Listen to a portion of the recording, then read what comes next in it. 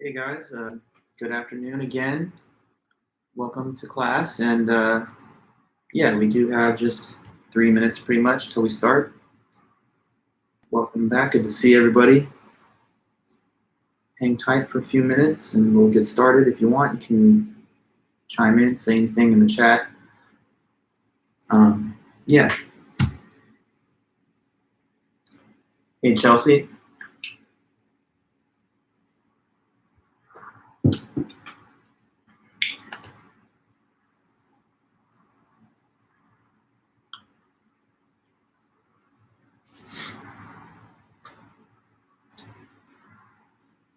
Stacy, Edward, hey there guys. How are you doing, Blake?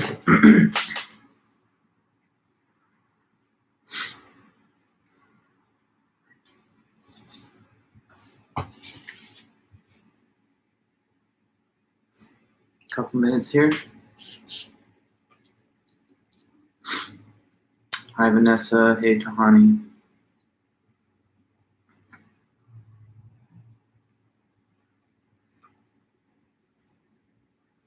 Hi Emily, Margarito.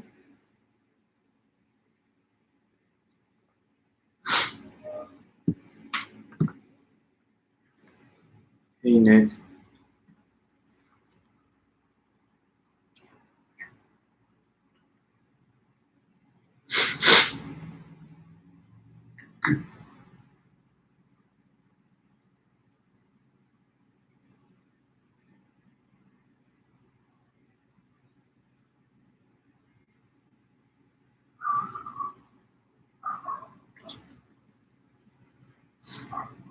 All right, just another minute.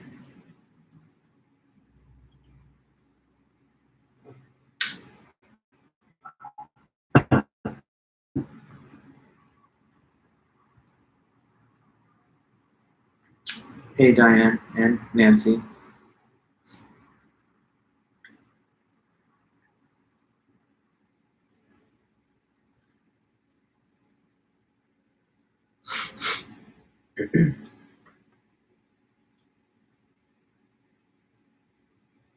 Hey Hannah, welcome back.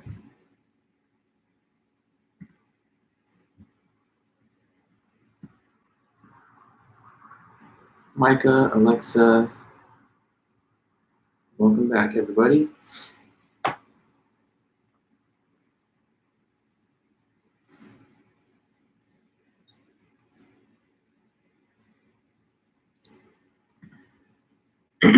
Okay then, welcome everyone. Let's just try to get things rolling for now since we're pretty much till 1 p.m.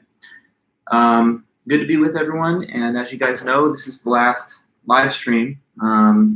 So you made it through a long, tough semester again, and congrats to you on that. But we do have one more piece of business to finish, and that'll be our final on Monday. So the final exam for our class is Monday at the same time, so that's kind of convenient. It's Monday at 1 p.m. and it goes until 2:50 p.m. So for the Monday final, just as we have before, I'll send you guys the test form right before 1 p.m. and then you'll have until 2:50 to return back your answers, and it'll be another exam, sort of like the midterm, but just with more topics, given the fact that we have more material to review. I'm going to be done. I'm working through your homework assignment you just submitted to get that done as fast as I can, and I'll be done with it before the end of the day Friday. So throughout the weekend, I'll invite you guys to simply check with me for any grades. And if you have already sent me a grade request, I think I cleared all the requests that I had as of Monday, but some people might have asked for something in the last day or two.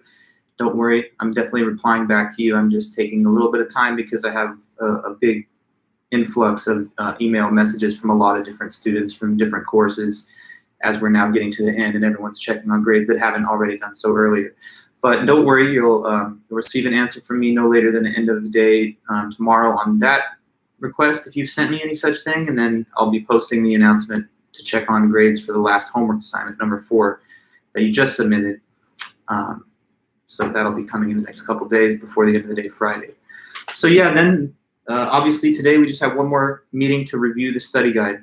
And so I'm going to ask you right now to go ahead, pull up your copy of it, wherever it's stored with you, whether you have a printed copy or you're looking at your digital copy that I mailed you through Titanium. Please do pull up the study guide, and we're going to go back into it, and we're going to try and cover more material. Now, when we were here on Monday, I think we got through all the chapter 8 stuff, partially through some of the chapter 1 material. But I would say this, because we want to have balance and not just do all the midterm stuff again. Let's try maybe start with the post-midterm information and get as far through that as we can. And whatever other stuff that you haven't covered in the review session, clearly you can just return to your notes or the original lectures, replay them, or go to the book for anything that we don't get to cover here. And of course, I'm also available through email if questions pop up that you can't figure out an answer to. So the second half of the class starts with chapter 5. So let's all go into the notes and the book and your study guide, beginning with the chapter 5 questions. Okay then, so when I ask a question off the study guide, let's try to be quick, because the faster we are, the better prepared we can all be. So let's be ready to get these questions down. If you're looking at the study guide, you can see what the next question will be too, so you can already be thinking ahead a little bit. So I have a question then. What is a fallacy? Somebody tell me then what the word fallacy means. What is the definition of a fallacy? What is a fallacy? Not a specific fallacy, but just in general. What is the kind of idea that a fallacy is? So let's see that. Fallacies, what are they? It's when an argument has what? Just tell me.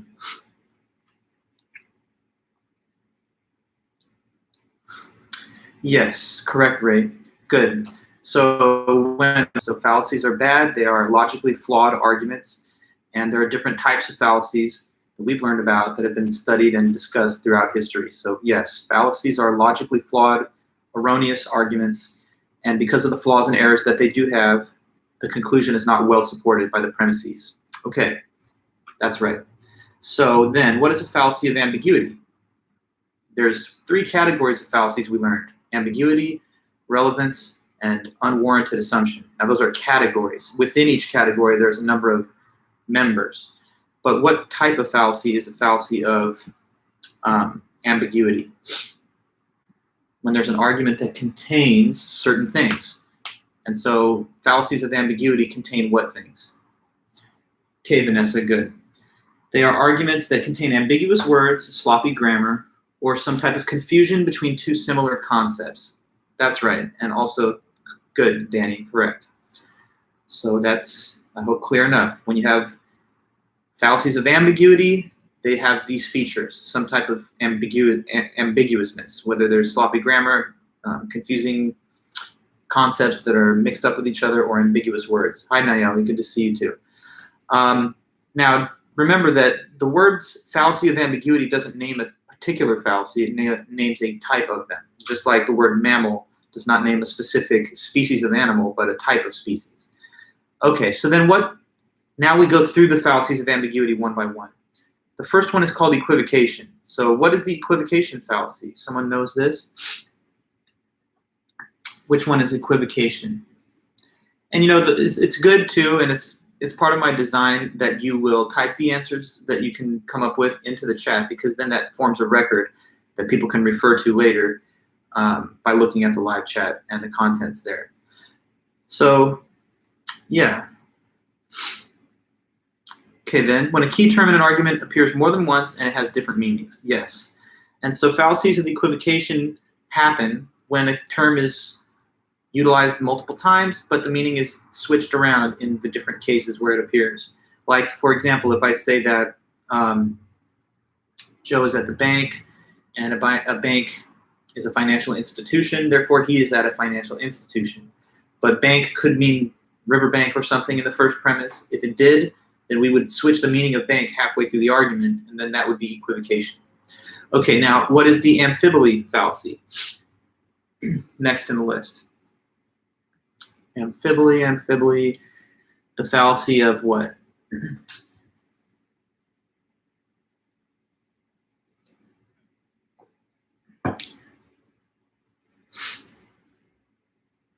amphibly.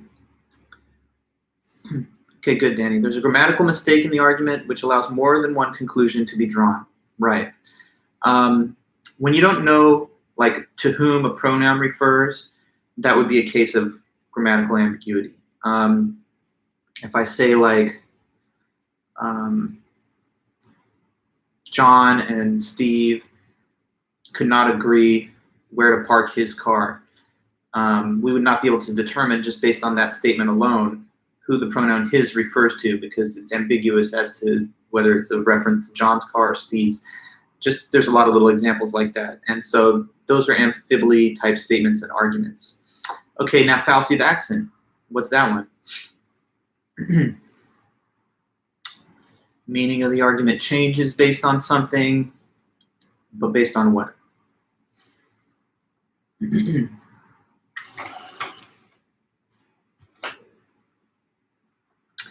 Oh yes, Vanessa. So when the meaning of an argument or statement, it should say, rather than of, little small typo, but okay. When the meaning of an argument or statement changes, based on which word it is emphasized, based on which word or phrase within it is emphasized, right? So like, little girl burns down the house, mom says, why did you do that when I told you specifically not to play with matches? Daughter says, right, yeah, I know, because I wasn't playing with them. I was doing a science experiment, and that's what happened.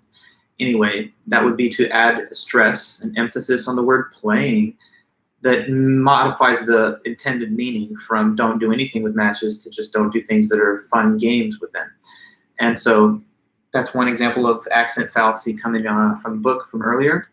Next, it's division. Division fallacy, anybody? What's that one?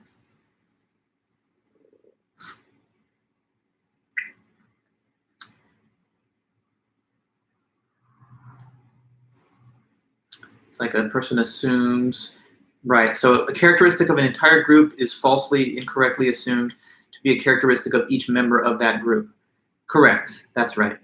So if somebody said women make less money than men, and so my mom makes less money than my dad, that could be an example of the division fallacy, because even if women as a group make less money on average than men, it does not necessarily imply that each individual woman is a lower earner than a given man, okay? Like, just as an example. Then, okay, good, thank you, Jay, Nancy, Micah, and everybody. That's very helpful. What about composition, though? It's like sort of to the opposite, but maybe you can write it out. So how does composition go?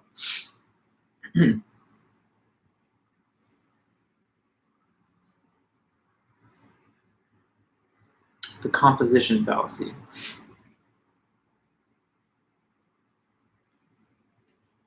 You got this thing about a characteristic of something being falsely, incorrectly assumed to be a characteristic of something else, but just got to say it and write it out one time. So what is the composition one?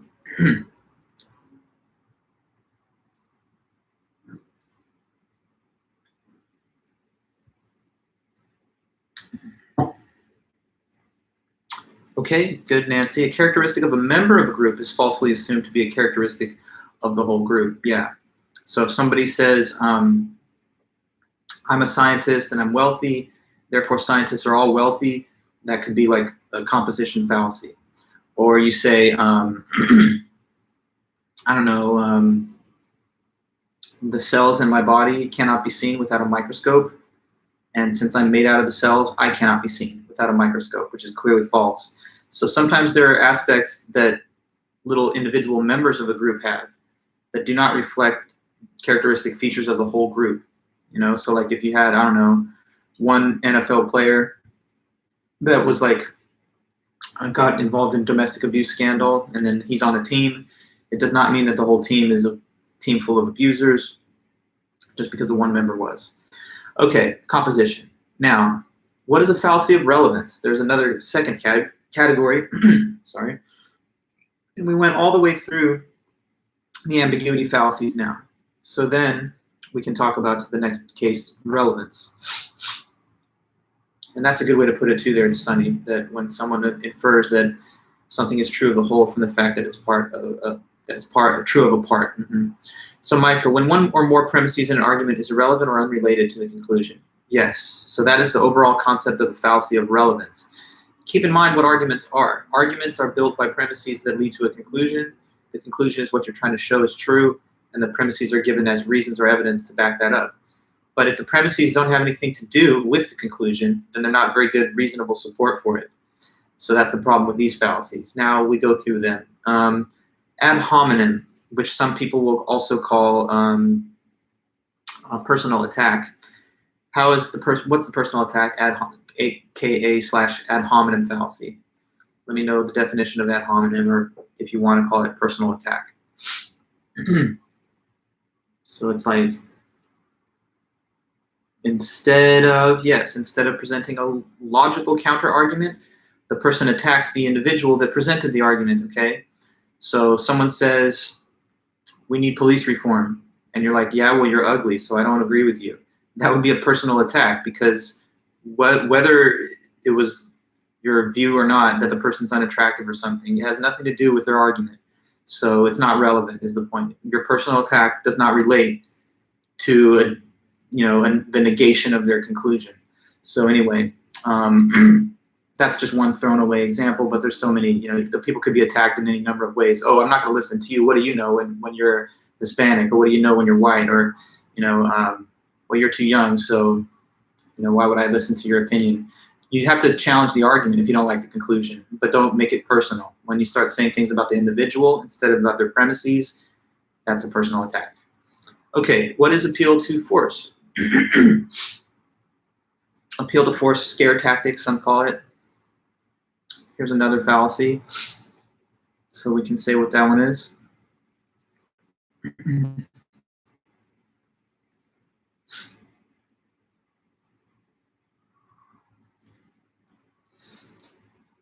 It's kind of that's all school is. You just have to have information. Information's out there, and you just have to be able to retrieve it and report it. Okay, so Vanessa, when you use or threaten to use force to get someone to back down from their position or accept your position. Correct. So, your boss, you're talking to him about your views politically, and he says, I don't like those views, so maybe you should stop saying that if you want to keep working here. You know what I'm talking about?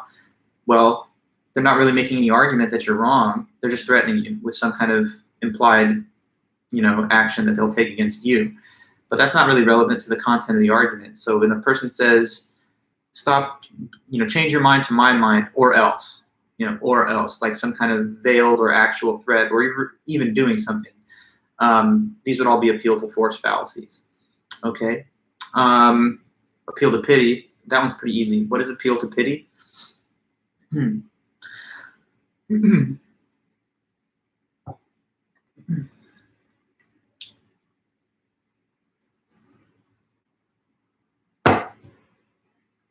Appeal to pity.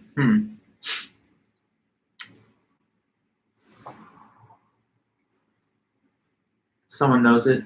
Just takes a second, but yeah, let's hear it. Okay, good. So pity is invoked in an argument, but it's not relevant to the conclusion. Yes. So someone's trying to basically get you to think differently about a conclusion or claim just because you want to feel sorry. They're asking you to feel sorry for them and to show them some kind of special favorable treatment. Maybe someone says, I couldn't turn in my assignment because, I was sad after watching this really dramatic film where it was a sad plot. Or it could be like, I don't know, don't you feel sorry for me that my shower's not working, so that's why I came in late to work today, or something. So an appeal to pity. A person makes a weak, not so significant request for consideration based on the concept of emotional sympathy to the individual. Okay. Like, I don't know, it could be a marketing advertisement and they're saying, hey, buy this because look at this really sad kid that's going to be sad if you don't buy it, or something, like stuff like that. Donate to this ASPCA because here's some images of some really sad animals or whatever. Maybe appeal to pity could be seen there too. Even though I think it is a good thing to donate, but they should make maybe a more rational argument about it.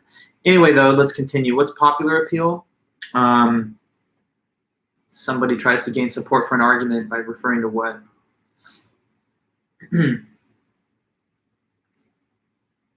Yes, so an appeal to popular opinion to gain support for one's conclusion. like someone saying, hey, this is true because it's already, everyone thinks so, or it's a very popular idea. Like, this has to be the best shoe because it's, it's the most hyped up shoe, or this has to be the best artist because right now they're charting #1. Maybe this is the right policy because just look at a survey and it seems like 60% of Americans support it. So all those would be popular appeal fallacies. If something's good, right, or true, it's not just because it's popular. Or if it's popular and it deserves the popularity, then there are independent reasons you could point to as to why. So popular appeal. Okay, what's appeal to ignorance? Appeal to ignorance.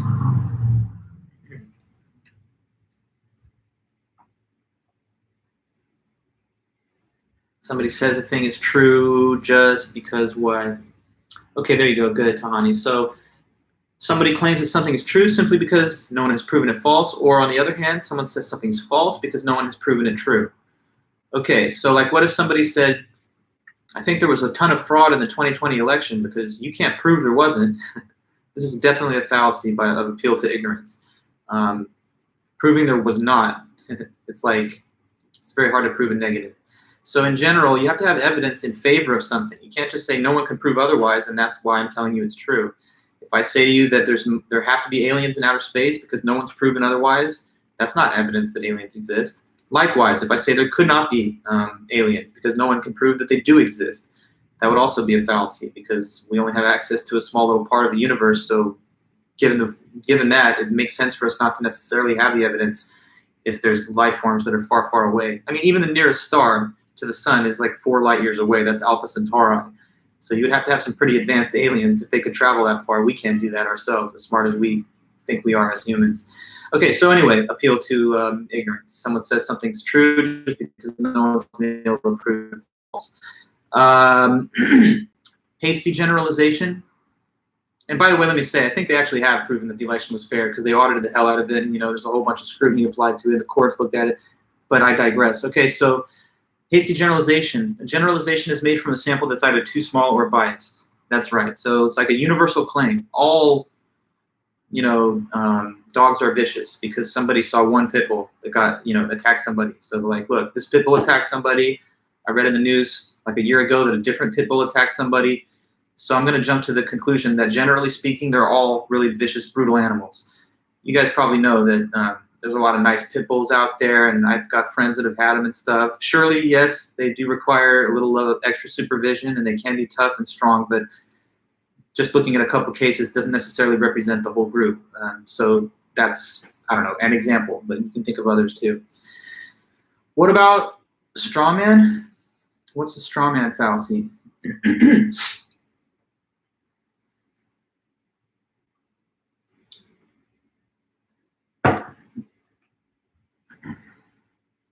Okay, an opponent's argument is distorted or misrepresented to make it seem easier to just reject or to refute.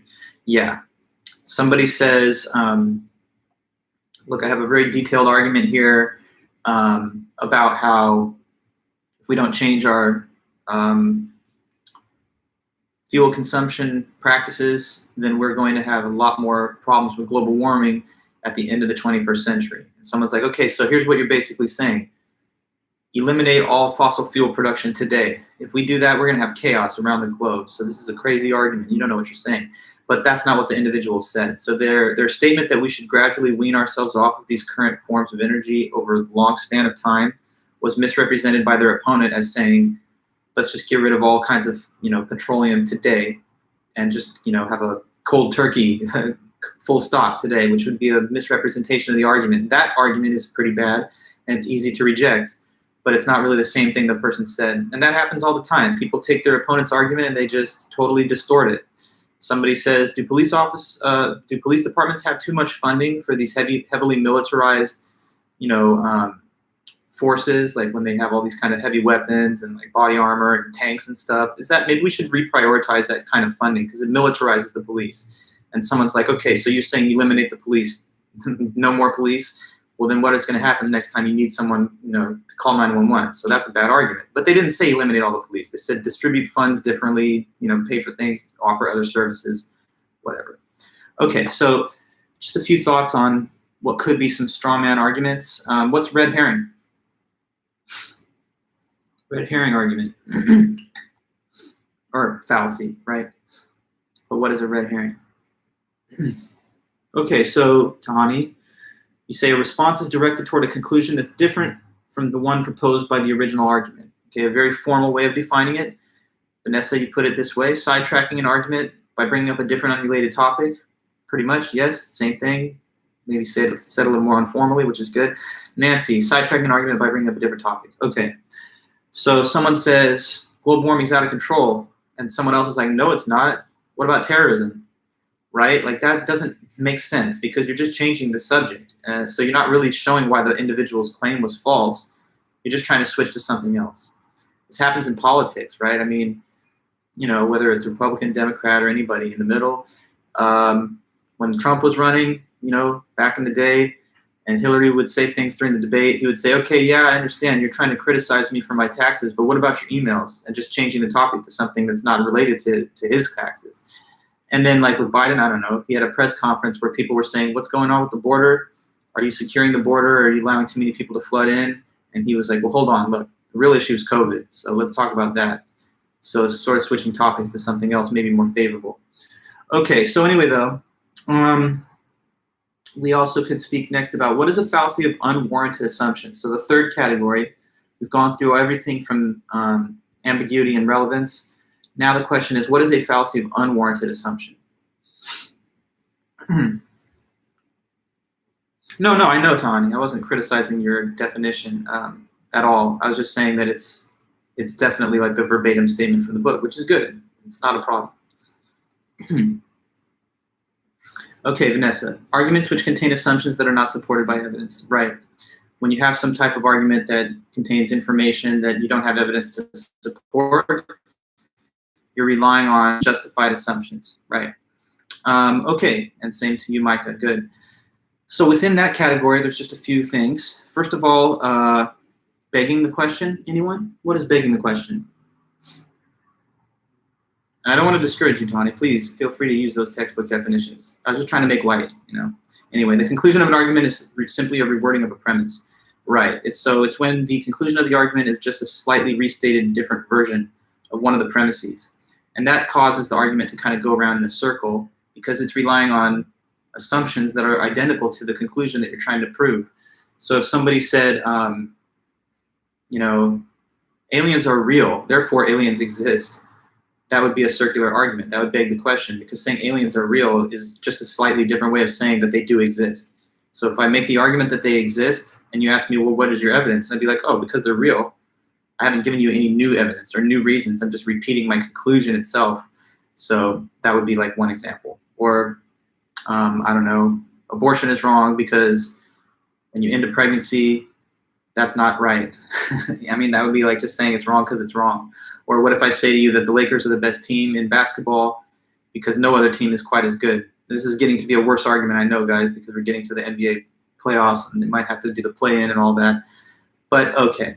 Just throwing some examples out there while we move on to the next thing. What is inappropriate appeal to authority?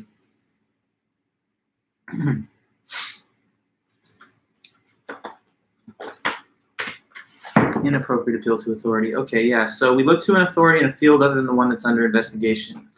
Yeah. So you try to gain support for your argument by referring to the view of a so-called authority. But the problem is that this person is not actually an authority on the subject, right?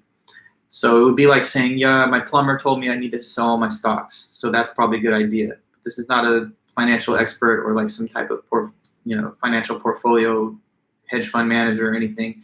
So their advice might not be the right type of authority to use. Or my priest said that genetic engineering is dangerous. Something like that. We have one person and you're referring to their view, trying to use it as evidence, but the person's not like an authority on the subject. You know, like, how about this? The politician said that masks are not necessary, but a politician has no like medical expertise for the most part, and therefore this is not the kind of authority you should refer to. Listen to the scientists and stuff who actually head these agencies and know about virology and all that. Okay, what is loaded question? Loaded question. How many loaded questions have you asked? So yeah, a particular answer is presumed to an unasked question. So a person asks a question which assumes an answer to a different question that was not asked. So to make sure that you understand it, let me see if anyone can write out an example of a loaded question. Ask a loaded question. Let's see one in the chat.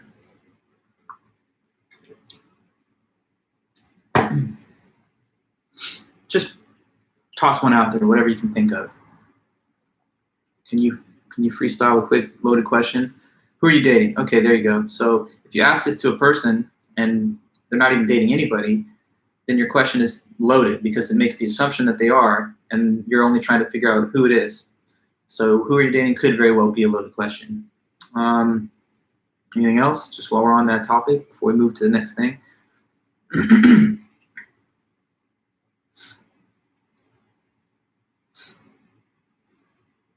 Can't be just one. Maybe there's one more. I just thought it'd be nice to have two. What's wrong? Okay. I see that you kind of noticed that one in my earlier lectures. Yeah, what's wrong could be a question asked to a person who does not think that there is anything wrong. And so by asking the question and assuming there is something, you're maybe assuming something that you don't really know. Okay, cool. So let's go to the next thing. What is a false dilemma fallacy? False dilemma.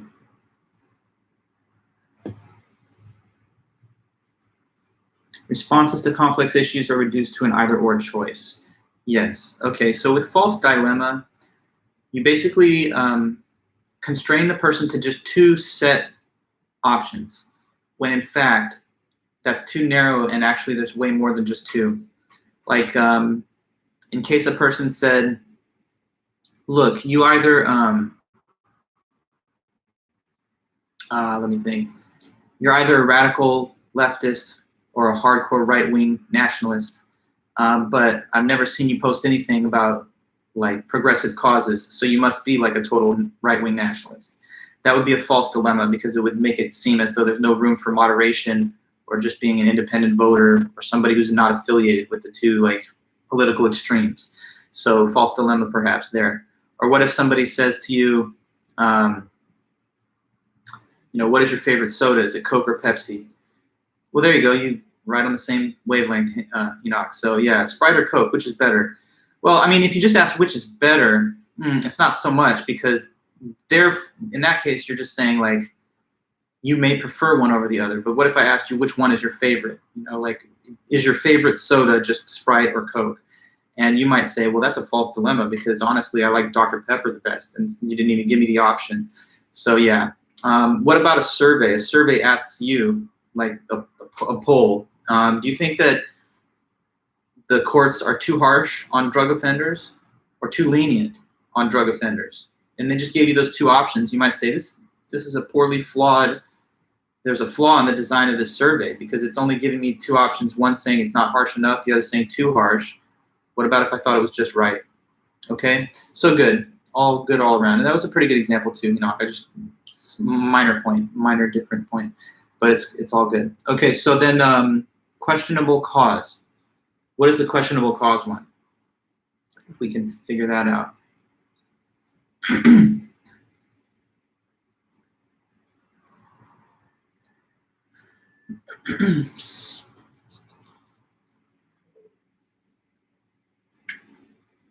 Okay. One person assumes without good reason or evidence that one thing is the cause of another. Yes. Like I don't know, superstition. Black cat crosses your path while you're walking down the street, and later on that day, I don't know, someone breaks into your car, and so you're like, man, bad luck. That cat crossing was the reason. This would be questionable cause because how, of course, could the two things at all be related? Logically speaking, the thief that breaks into the car, it's not like they're aware of the fact that you've been crossed by some kind of cat. And if, by the way, there's all kinds of cases where people have a black cat crossed by their path and nothing interesting happens at all. So it's a questionable cause.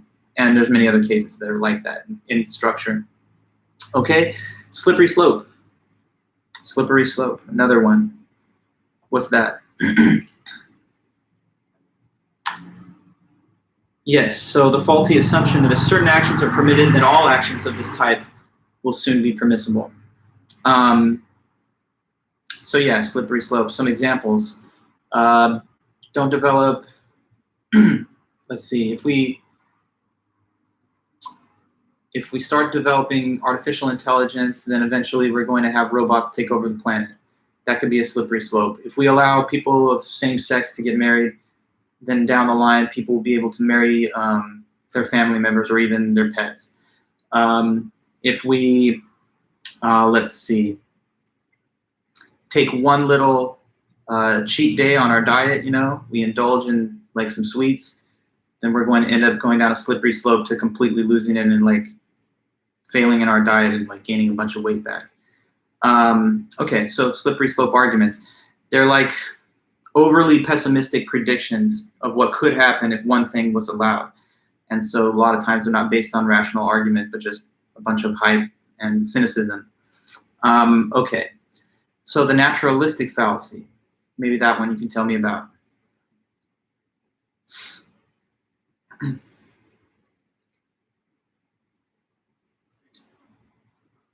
Naturalistic, some false assumption that something is, that what is natural is good, right? And you could also add to that, Tahani, by saying that, or that whatever is not natural is somehow bad. Okay, so if, like if a person said vaccines can't be good because these are developed in a lab and anything that's man-made and not come from nature must not be good for you. Or maybe a person thinks, I'm not going to take chemotherapy or radiation treatment because I'm going to go with natural remedies when I get cancer since I don't trust things that are not natural. But of course, those are not proven to be effective remedies. If you really thought everything natural was bad, or sorry, good, and unnatural was bad, then you should turn this computer off right now because these computers don't grow on trees. They're very sophisticated pieces of advanced technology, and therefore they're not natural, but obviously they're not bad either. So we really have to look at things more on a case-by-case basis, and we can't just go with a blanket assumption that everything natural is good, because some of the natural things, hurricanes, earthquakes, viruses, are not good. And some unnatural things, whether it's, I don't know, radiation treatment in some cases, or medicines, or surgical procedures, technologies, they can be good for us. But there can be exceptions to that, so you have to really look at it case by case. Okay, so from there, there's just a little bit of info from chapter 10 and 11 about media and marketing. So I don't have like a ton of questions about media, but there were three I listed in the study guide. Number one, what is media literacy? So media literacy is just having awareness of the effect of mass media on you. So knowing and being aware of the effect of media. What is product placement? Does anybody know what product placement is? Maybe you can tell me in the chat. Product placement. So advertising tactic. But what exactly is this one? Okay, so when the advertisement is placed in the programming itself instead of during intermissions, like characters in films using Apple products and things like that, right? Sometimes an effective way of kind of sneaking in like advertising content into our entertainment is to put the thing being advertised through a sponsorship agreement into the content itself. So that would be like, yeah, a character in a film using Apple products or drinking Coca-Cola, or in sports, sometimes you'll see logos, decals, and other corporate mascots placed in the space of the field of competition or on the jerseys. So yeah, product placement. It's hard to get away from these types of advertisements because they don't occur during designated commercial time. So that's one way that they get to us when we're trying to avoid them. Okay, now 3 main purposes of ads. For one, the ad can be to just create product awareness. It can be to inform the consumer about the product or service and what it does. Or it could be, what's the third one? Somebody knows this. Product awareness, inform about product or service, create customer demand. And so these are 3 different functions that ads can achieve. Yeah, thank you, Tahani. And sometimes a single ad can achieve more than one of them. But like if you're just looking at a billboard that says Coca-Cola, they're not telling you anything about it. They're just trying to remind you that it exists. In other cases, you see an ad like an infomercial where they say, here's all the great things that this like food processor can do for you, and here it can like chop, it can dice, whatever. They're trying to tell you what you would want to do with it. And then in some cases, they're just trying to hype it up by making it seem alluring, interesting. Maybe a celebrity appears in the ad, or maybe there's like some type of sweepstakes attached to purchasing the product, and that drives up consumer demand as well. Okay, so from there, we were looking at notes having to do with chapter 12, which was science, a little more recent, I guess, in the big picture of the semester. So let's see. Yeah, so the assumption of unity in science. This is an assumption that the universe overall is unified, and that means that there should be eventually a single set of scientific laws that could explain everything, from the biggest to the smallest scales of reality. So that idea of a grand unified theory is like sort of a giant ambition of science in the long run, that we will someday have a set of physical and natural laws that could explain the behavior of everything. Okay, what are some limitations of science? Does anybody remember some of these? There's a few things that science, there are limits, things that it can't do, and maybe certain like kind of assumptions that it has to make that cannot be absolutely proven. Who knows maybe one or two of these limits of science? I think there was a question on the third quiz about that. So someone can let me know a couple things about it. Okay, good, Micah. Science can only study what is observable. Maybe that's not a problem, but if there are things that are unobservable, and maybe there are, then in that case, we would never know about them scientifically. So if there were like God, the soul, or even like scientific ideas like dark matter, then it would be very hard for science to determine what they are or to understand them because they're not observable. You also say, Vanessa, that science assumes the external world exists, which cannot be totally proven. Yes. And the book mentioned that. I thought it was almost like too philosophical to be said, but yeah, science of course assumes that there's an external reality and it's not all just a big dream that you're having. But there's no way absolutely to prove this, because whether you're in a simulation or not is not something you can determine unless you have an outside point of view on it. So anyway, other limitations, the predictability assumption is sometimes criticized. The assumption that natural laws will always work in the same way and they'll never change and they'll never stop. Some people like David Hume ask, well, how do you know that? Because we haven't really seen the future yet, so maybe these natural laws won't continue. So I guess that was it. Can only study what's observable, assumes the external world exists. Let me see if there's anything I forgot to mention.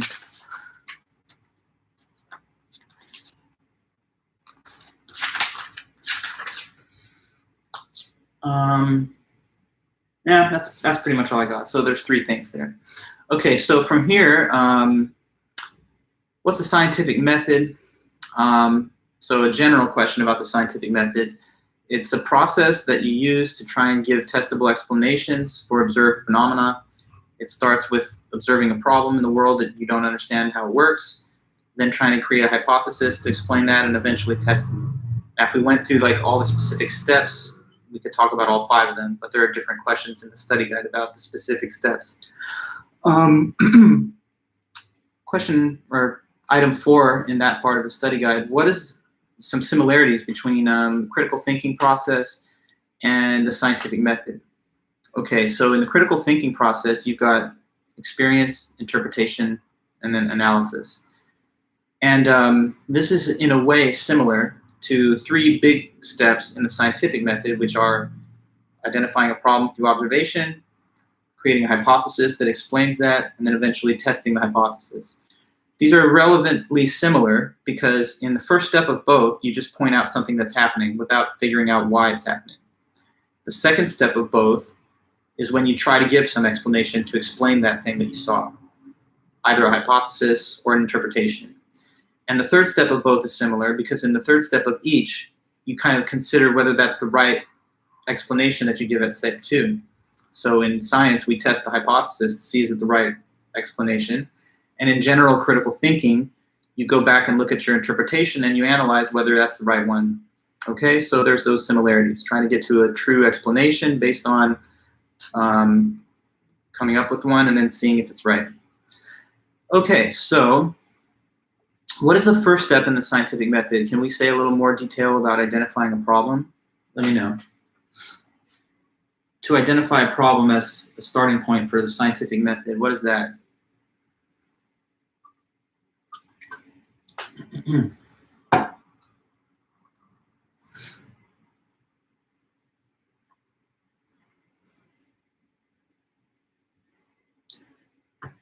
Got to start somewhere with the method, so how does it get going? We go out there into the world, good, and Tahani, we observe the world and find a problem that is not yet explained, a phenomenon. So we see some kind of like occurrence, some event, and then we try to determine why, but before we figure out why, we just find something that we don't yet understand. So that's right. We observe the world, we identify an unexplained phenomenon, and then the whole game after that becomes trying to answer the question, why did that happen, or what causes that to happen? So you can imagine people looking out there and seeing lightning and being like, why is lightning happening? Like, what exactly is it? What's the reason that it happens? At some point, people didn't know that. And it becomes the job of science to eventually come up with an explanation, not just for that, but for everything. Why is this plant growing? Why is the sun being blocked in the middle of the day? Why is a volcano erupting? Okay, so science over time gets to the answers, but we have to start by observing things and seeing what's happening. Okay, so from there, the second step, developing an initial hypothesis. What is that? To develop an initial hypothesis, step 2.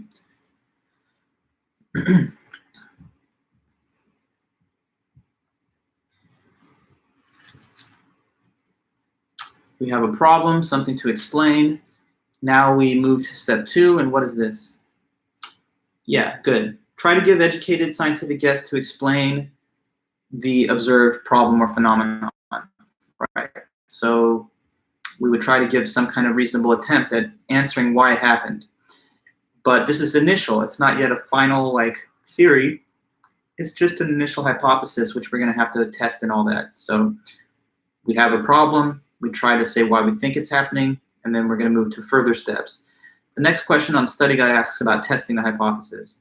So this is a critical step. Now you've got a hypothesis, and you try to perform an experiment, either in a real world or a lab setting, which will be able to confirm or disconfirm the hypothesis. If you thought that, so if you notice that bees are dying off in big numbers, and you're trying to explain why, and you think it has to do with, I don't know, more widespread cell phone technology and the frequencies that the cell phone towers emit, you might be able to test that hypothesis by, like we said, creating 2 control groups, one which is exposed to that variable and another which isn't, and seeing if the prediction of the hypothesis that the one exposed to the radiation is going to die off in greater numbers, if that ends up happening. If you create this experiment under those conditions and nothing happens, you've got disconfirmation. But if it has changed the rate of survival with the exposed group in the way you predicted, then that might be the right answer. So then you would have confirmation. Okay, the 5th step. Say you did the test and whatever, it either was confirmed or disconfirmed. Tell me how that would lead you to evaluate your hypothesis. So what is it to evaluate the hypothesis based on the testing results?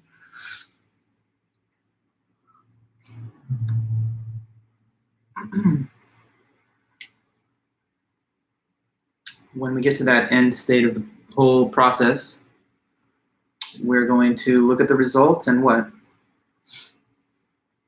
If this, then we do that. And if the other thing, then we do something else, but you got to just help me finish that. So the final step, step 5.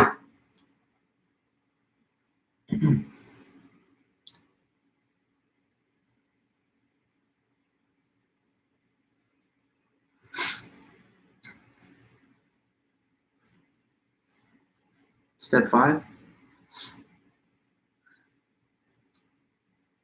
Pretty sure I even might have put this one on the quiz. So, okay, good. Here we go, Micah, and also Vanessa. If the experiment does confirm the hypothesis, then you will publish the results so the scientific community could replicate them. Right.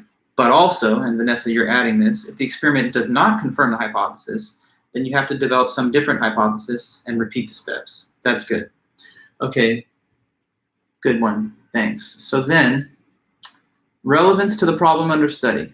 So that's one of the criteria of a good scientific hypothesis or theory. And I mean, all it means is that for you to have a good theory or hypothesis, it at least has to be relevant, related to the question that you're trying to answer or to the topic that you're trying to investigate. So if you have a theory which is completely unrelated to the phenomena being studied, then that would not be a good theory or hypothesis. Predictive power. So predictive power. Good scientific theories can be used to correctly predict future events of the same kind. So like how meteorology allows us to make realistic weather predictions, or how astronomy allows us to make very, very accurate predictions of eclipses and other celestial events. We have knowledge of chemistry, which allows us to say with great accuracy what will happen if certain chemicals are combined with one another even before we do it. Okay, so predictive power. Good scientific theories allow us to make real, accurate predictions of future events, and that enhances the credibility of the theory that does that. Who was Nicholas Copernicus? Let me ask you that. And what did he discover? What was the point of all of his, what was so important about Copernicus's discovery? What was it?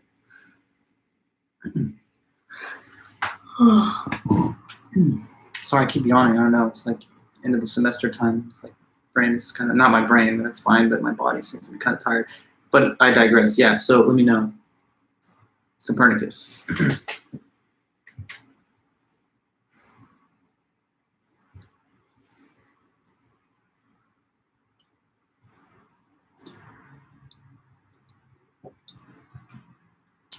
Nicholas Copernicus, Polish astronomer, discovered something very big and important.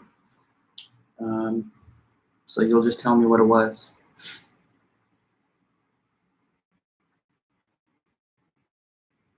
Now, everybody here, let me make a point.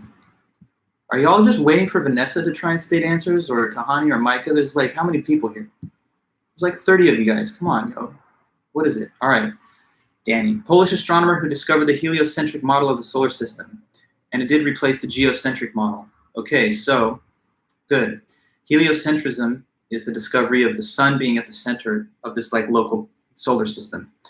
Before this discovery of Copernicus and Galileo, everybody, well, Western people, I guess, many of them thought that the earth was at the center because the church was saying that God would not have had it any other way because God created us in his image and he wanted human beings to be right in the middle and center stage.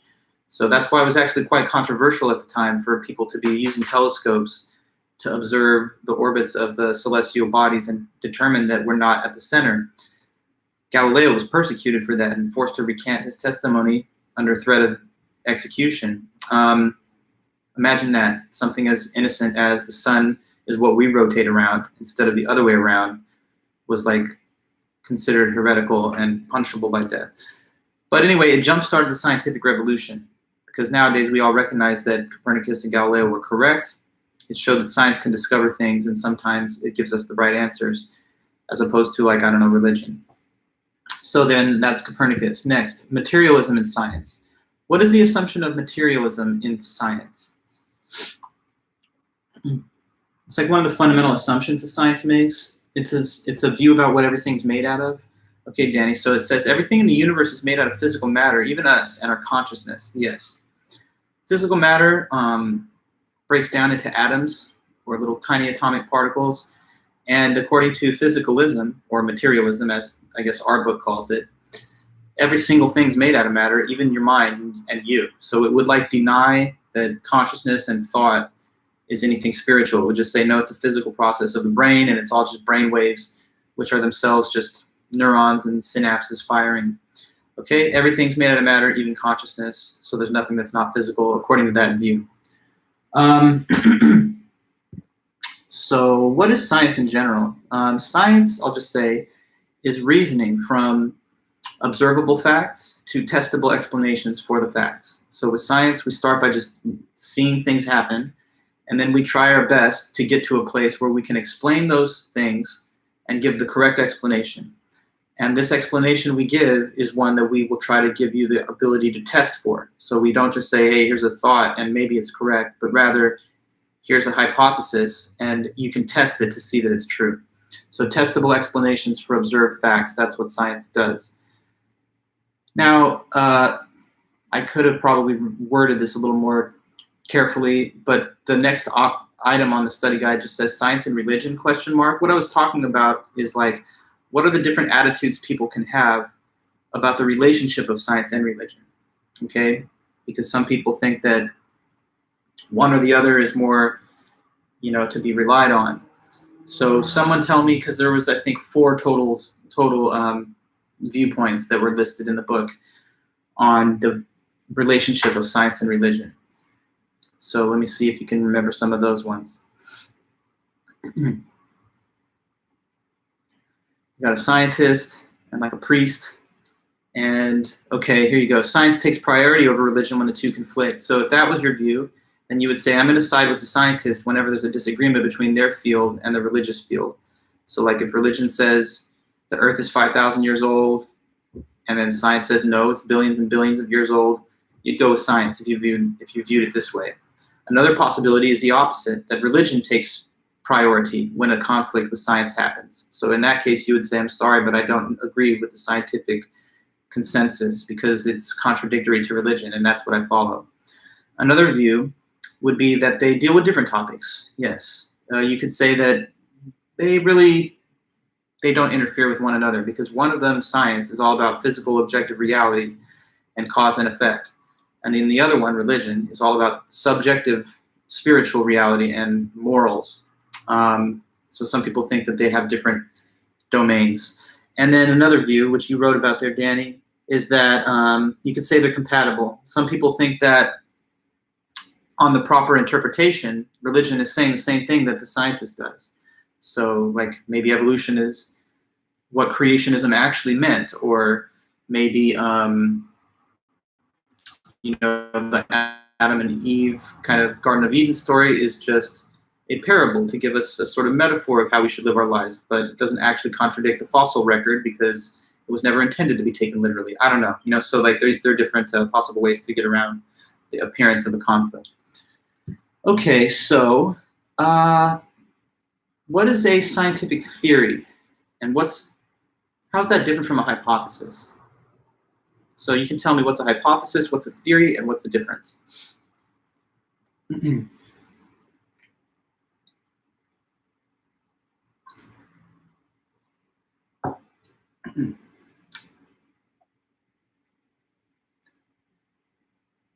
Theory, anybody? What is it? It's very similar to a hypothesis with just a slight little additional element.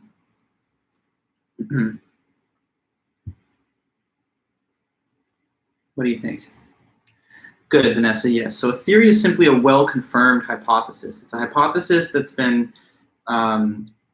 reestablished and confirmed over and over again by the scientific community. So it's like considered to be as close as we can get to the truth as possible. Like if a theory is out there, we think it's pretty much true, even though technically science always says that there's never 100% complete confidence in any theory. We always allow the possibility, at least, that they could be revised in the future, but a theory is very well proven. A hypothesis is like a baby theory. It's something that has yet to be fully confirmed through confirmation and testing, but if it does get a lot of confirmation over time, then it can become a theory. So what starts off as a hypothesis can become a theory if it's very well proven. But if the hypothesis gets falsified and not confirmed, then it's not the right explanation, so it's not going to be a theory. Okay, good. And yeah, what is a hypothesis generally? It's an educated scientific guess to explain the occurrence of some phenomenon or a problem, as they call it. Okay. Another question in the study guide asks about the third step of the scientific method. Sorry that it's a little set off from the other questions about that process. The third step was to gather additional information to refine the hypothesis. So sometimes after your initial round of data collection, you might have to make a couple of little edits or adjustments to your hypothesis. Okay, so maybe somebody thought that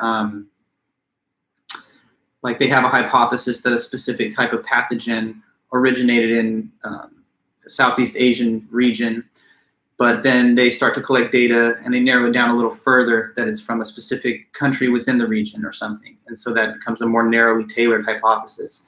Or somebody thinks that, I don't know, gaming contributes to teen depression rates, but then they narrow it down to specific types of games or specific types of social media sites if they thought that like social media use was changing teen depression rates. Okay. So anyway, sometimes you have to like just tweak the hypothesis a little bit because you see in gathering initial data that you have to make a more specific claim. Next, a good quality of a scientific theory or hypothesis is when it's consistent with other well-established theories. So what does it mean to be consistent with them? It means that you would what? A good hypothesis will what in terms of these other well-proven theories? Consistency with established theories. That's the question right now. So to be consistent with the established theories, it just has to do or not do what? This new hypothesis that's like entering the scene. Good scientific theory would fit in well with the others and not contradict them. Yes, okay, so like a new hypothesis arrives to the big party of like scientific theories, and it shouldn't cancel out or contradict the ones that have already been pretty well proven. For the most part, with very few exceptions, science proceeds by building on prior results that have already been put forward. So it would sort of raise red flags if you had a hypothesis which forced us to reject extremely well-proven things from the past that we've already learned.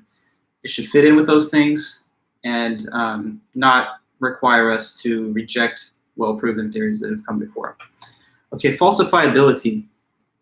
Falsifiability is a good thing that a scientific hypothesis ought to have, and it is simply when it is able to somehow be proven false. That does not mean that it is false. It just means that we know what we would have to look for to determine a falsification. So if I thought that bees are dying because of cell phone radiation, I could test that, and if the results were not what was predicted, that would falsify the hypothesis, which is good because it gives me a way to test it. But if I tell you that, I don't know, like there's some healing stones or whatever that will improve your state of mind, I'm not telling you, well, it's falsifiable also. And here's what would happen if it was false. If you wear the stones and nothing happens, then that's falsified. No, the pseudoscientist that believes in these rocks and stones is just going to say, no, they definitely work. There's no way that's not the truth. So just look deeper into yourself or into the universe to see how it's affecting you if you don't think it's having an effect. Okay, so you have to have falsifiability to even be scientific, because otherwise it couldn't be tested. Okay, Occam's razor, or sometimes called simplicity. What does that say? It says that if you have two explanations, which one should you go with? Which one is more likely to be true?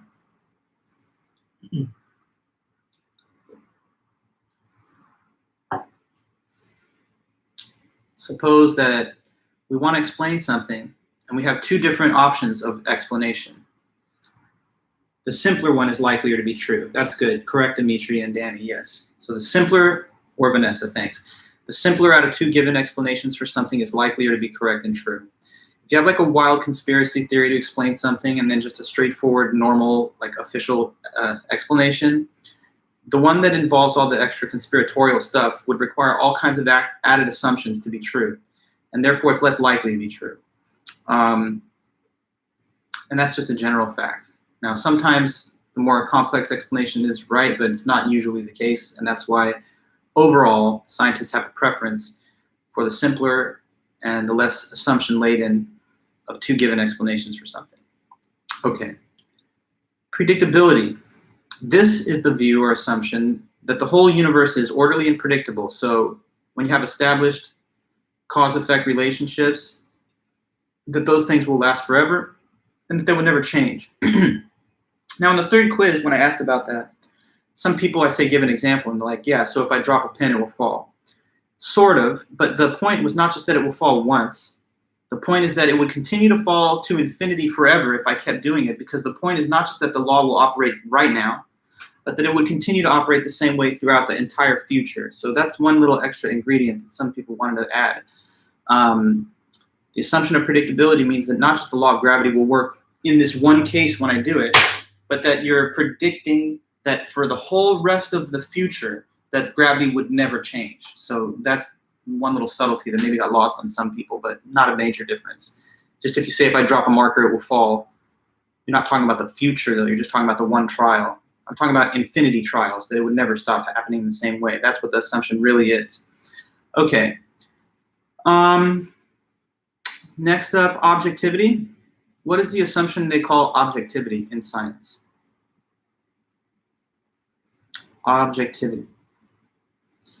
The assumption that we can do what?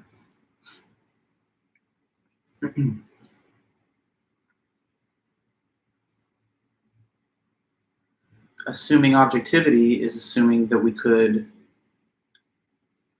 learn about reality as it really is. Correct, Dimitri.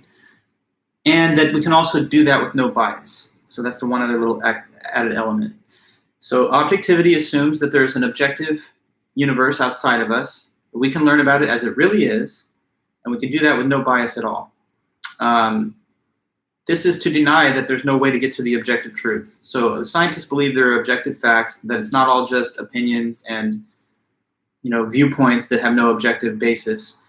They think there's an objective reality that we can learn about and discover as it really is with no bias. Okay, pseudoscience. How would you define that? Pseudoscience.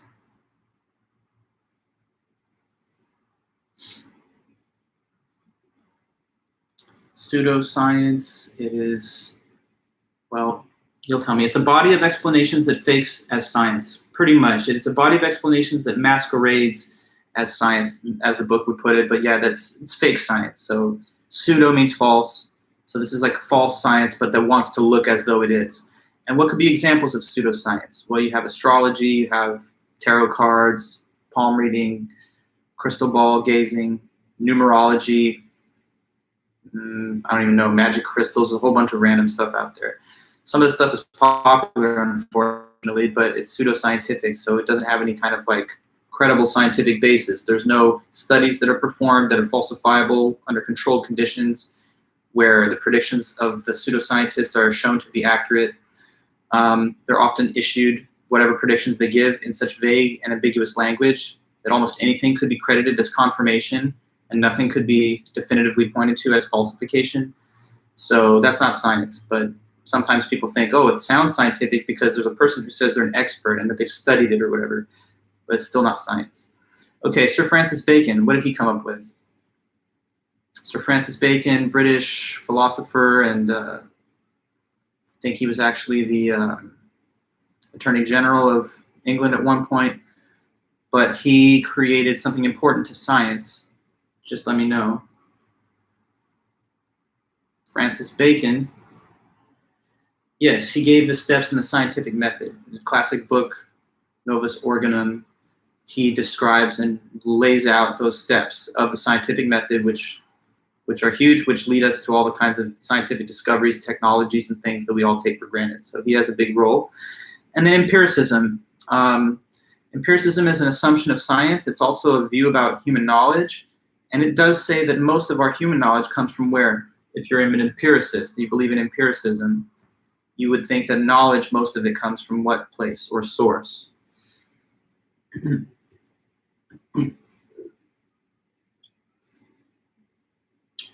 Yes, the five senses and observation, correct. So to an empiricist, most of what we know because of the things that we can see, taste, touch, hear, and smell, or whatever we can observe by means of instruments that enhance our typical ability to perceive things with the five senses.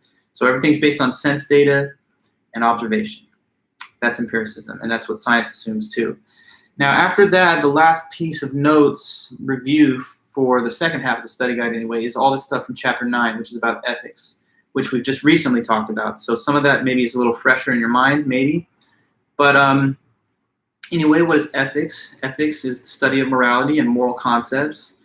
When you think about topics like good and bad, right and wrong, moral and immoral, you're thinking about ethics, and that's what ethics deals with, questions about morality and the moral side of life. What is moral reasoning? Well, since we have to make judgments about whether something's right or wrong, good or bad, moral or immoral, we engage in moral reasoning. And moral reasoning is when you make a decision about what? Moral reasoning, when you, the individual, make your own mind up about what?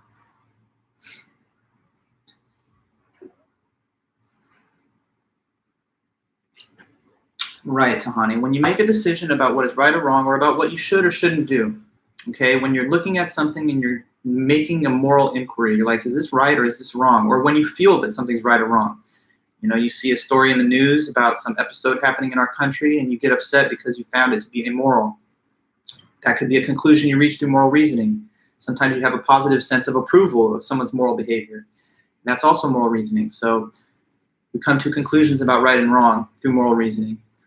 Now, there's different types of moral action. Can anybody say just the names of the three? And then maybe I could add a little more detail from there. 3 types of action in ethics.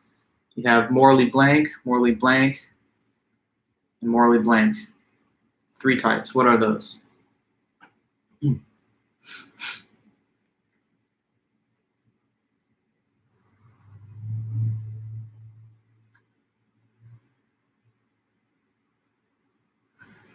Three types of actions.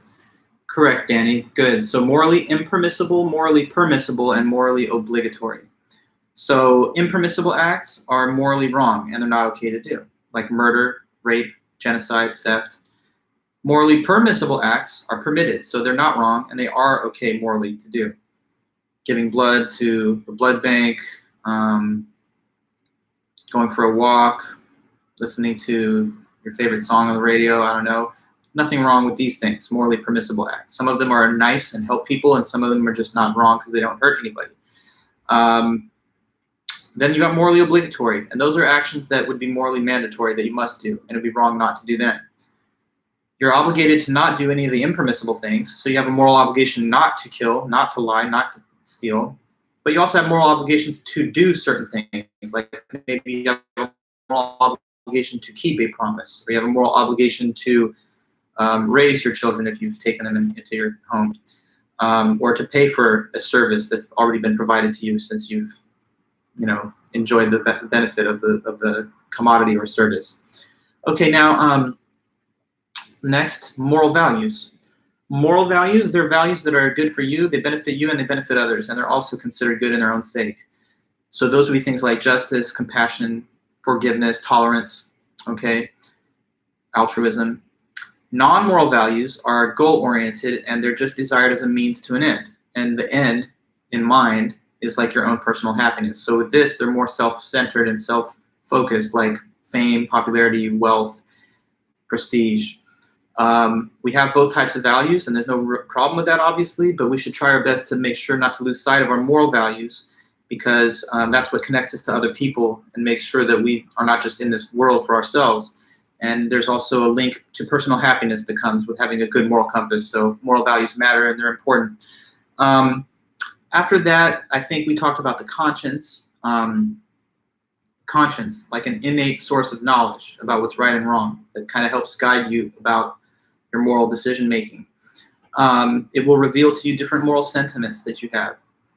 And these moral sentiments are just emotional states that alert you to moral situations and make you want to do what's right. One of them is helper's high. Helper's high, a good feeling that you get when you're helpful to people and you help them. It makes you feel better about yourself. Moral tragedy is when you yourself think you've done something wrong and then you made a bad moral decision, you later come to regret it. Empathy, the ability to sense what other people feel and care about their feelings. Compassion is just like empathy in action. That's when you take actions to try and relieve people's unhappiness or to make them happier. Resentment. Well, let me start with, do we have moral outrage in there?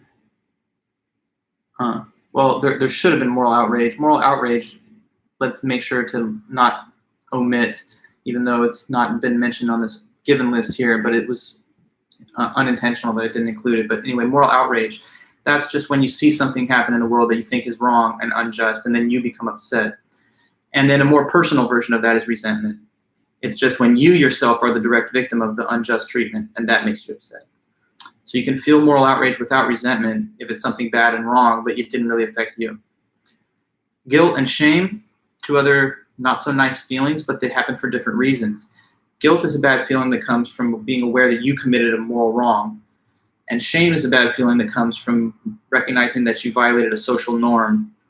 But sometimes people feel shame with no guilt if they think they're doing something that's not socially normal, but also is not harming anybody. Then there were the 3 different stages of moral development. Can anybody just list out the names of the stages of moral development that we talked about? Because there were 3 of them. You had pre-something, and then the main something, and then post-something. What were these 3 terms, if you can recall? Stages of moral development here. Okay, pre-conventional, conventional, and post-conventional. Dimitri, pre-conventional, morality is just about avoiding punishment. Correct. So that's like the moral perspective of like children and stuff, and some, I guess, unsophisticated adults that just think there's no real reason to do anything right or wrong except for the fact that I might get in trouble if I do what people call wrong.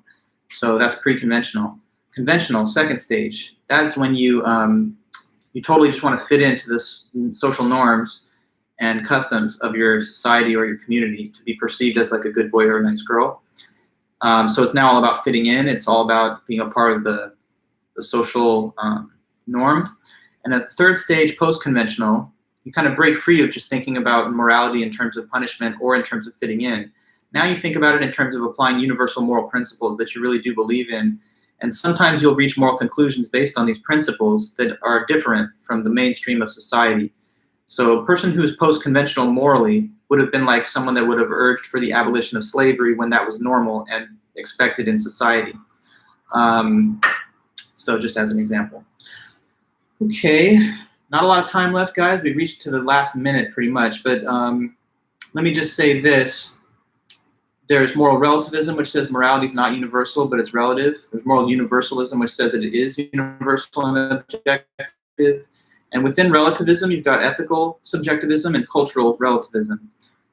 With ethical subjectivism, morality is just personal opinion, which some people find fault with, because what if you got a serial killer that thinks it's good to kill? Do we really want to say that that's okay, even if it's just relative to them? Probably not. So the criticism you could make is that according to ethical subjectivism, we can't say there's anything objectively wrong, but it seems like there are things that are objectively wrong. And then cultural relativism has a similar problem. It wouldn't be down to the individual serial killer's point of view, but it would rather be society's view, which you might say, okay, that's fair. But then there are societies that have whole cultural practices that we might find totally to be wrong morally. Like what if, and there are in fact, countries in the world where just being gay could be punishable by death. We want to say, well, different laws, different norms, and over there that's not wrong, and over here it is wrong. I mean, maybe you have a deeper sense of like the human condition that says this is a wrong way to treat people, no matter if it's a normal thing anywhere. So cultural relativism has that limitation too. Can't criticize a whole culture from outside. Universalism, though, says there's something universal about ethics that's objective, and there are different types of those views. One is utilitarianism, given by Mill, John Stuart Mill. There's also Jeremy Bentham, another founder of utilitarianism, who's mentioned in the book. But Mill, Bentham, they said that morality is all about just doing whatever creates the most total happiness for the greatest number of people. Kant was the German philosopher who wrote about Kantian ethics. And he says it's not about making the most happiness for everybody, but rather following the moral law. And the moral law, he thought, was revealed by the categorical imperative, which says always act on a maxim that could be a universal law, or just don't treat people as a means. And then the last couple topics there are just types of rights. Liberty rights are rights to be left alone to pursue legitimate interests like freedom of speech or religion. Welfare rights are the rights to be given certain things, to be given stuff that you might need if you can't get it on your own to survive. Necessary things like food, healthcare, schooling, or whatever, water. And then virtues are just positive character traits, things like generosity, kindness, courage, patience. And those things some people say are the way to live a good moral life. Just try and build up the virtues in the way you act. So we've gotten through the whole second half of the study guide. We made, I think, pretty good progress, and we had a good pace with it today.